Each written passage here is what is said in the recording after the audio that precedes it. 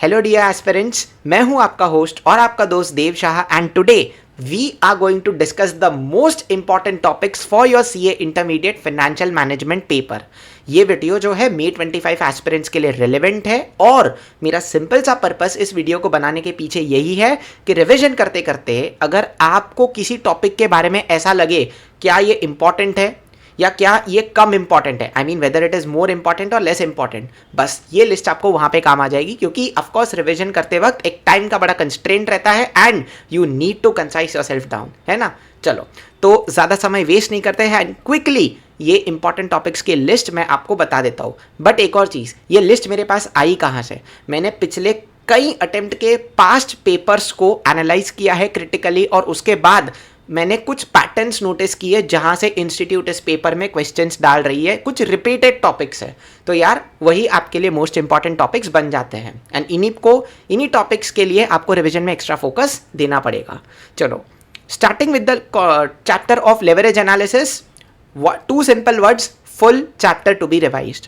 Cost of capital, cost of capital में है ना मेरे भाई, cost of debt and cost of preference shares में इंस्टीट्यूट कभी कभी यील्ड टू मैच्योरिटी अप्रोच पे क्वेश्चन डालता है तो कभी कभी अप्रोक्सीमेशन पे डालता है, तो सारे के सारे methods.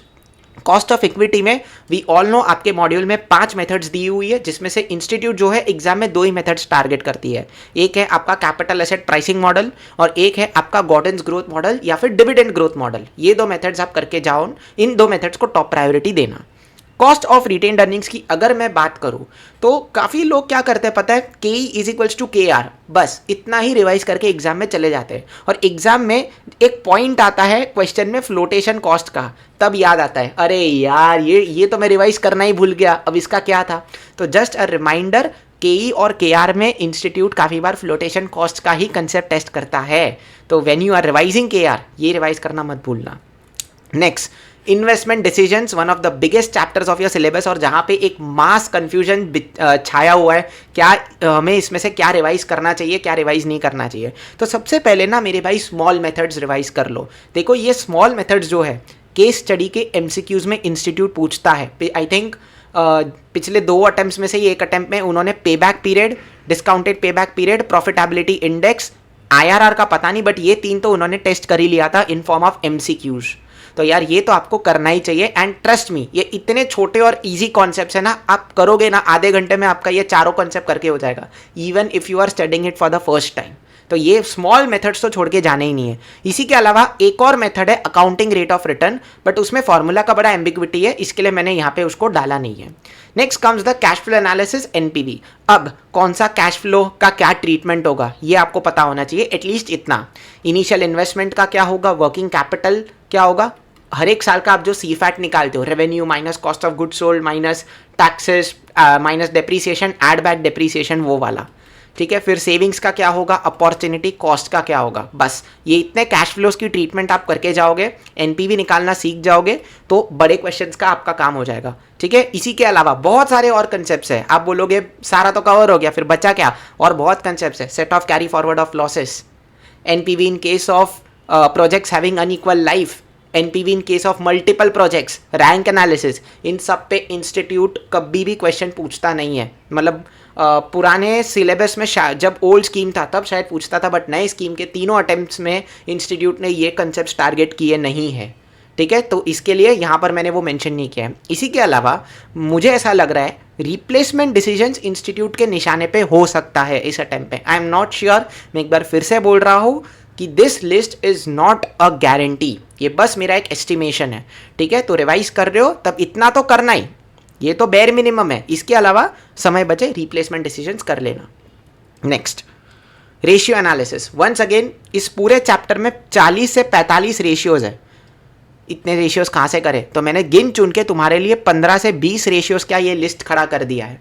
Current asset test, working capital, capital gearing ratio, सारे आपके coverage ratios, debt equity ratio, P ratio, operating profit, gross and net profit ratio, proprietary ratio, ROCE and सारे आपके turnover ratios, inventory turnover, receivables payables turnover, asset turnover. बस अगर आपने इतने भी questions इतने भी रेशियोज अगर आपने कर लिए, मेरे हिसाब से it is more than sufficient, ठीक है। इसका स्क्रीनशॉट ले लेना लिस्ट का।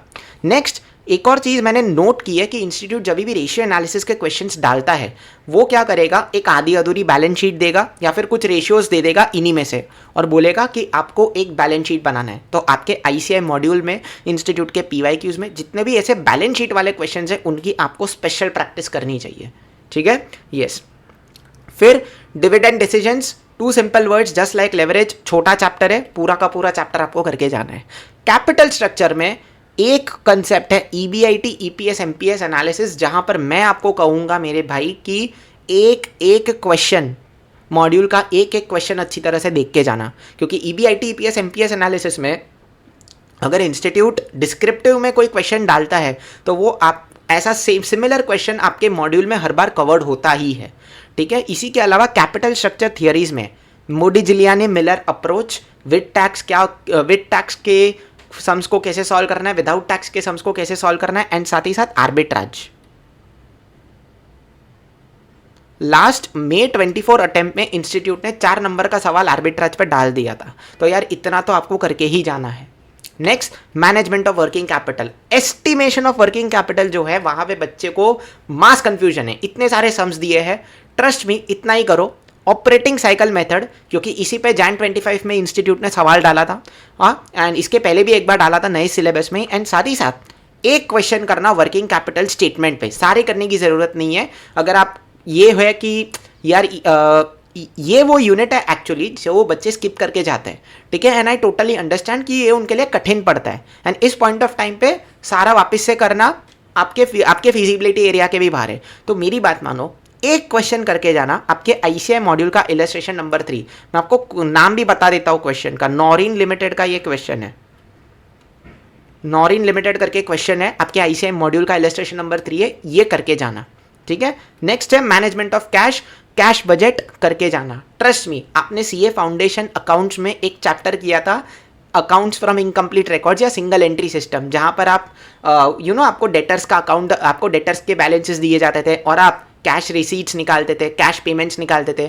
बस ये सारा का सारा आपका कंसेप्ट जो है ना कैश बजट का, उसी चीज़ पर बेस्ड है, एंड ट्रस्ट मी ये निकालने में ना आपको बहुत मजा आएगा, बहुत इंटरेस्टिंग यूनिट है ये, तो इसको छोड़ के मत जाना। एंड बॉमल्स मॉडल आपको पता ही है। And when it comes to management of receivable का स्टेटमेंट कैसे बनाना है, that is evaluation of best policy and factoring. बस बाकी बाकी एक 2-3 और फोरफिटिंग जैसे और 2-3 कंसेप्ट है, वो आप नहीं करोगे इसमें तो चलेगा। So that's it for management of working capital, and इतने ही टॉपिक्स आपको I think last moment of revision पे ज़्यादा फोकस करके करने चाहिए। अब इसके अलावा कोई भी आपको क्वेश्चंस है, कोई भी आपके सजेशंस है, please do let me know in the comments. यार मैं देखता हूँ लोग वीडियो देखते हैं बट अपने सजेशंस अपने कमेंट्स डालते नहीं है, उससे मुझे समझ में नहीं आता है कि यार मैं सही वीडियो बना भी रहा हूँ या नहीं बना रहा हूँ, है ना, एक सेल्फ डाउट मुझे भी आता है। तो एक्नॉलेज कर लिया करो, अच्छा लगता है मुझे भी, और सब्सक्राइब भी कर लेना इस चैनल पे, ऐसे और बहुत हेल्पफुल वीडियोस आने वाले हैं आपकी CA जर्नी में मेरी इस पर्टिकुलर चैनल पे। सो चलो, finally thank you so much for watching this video.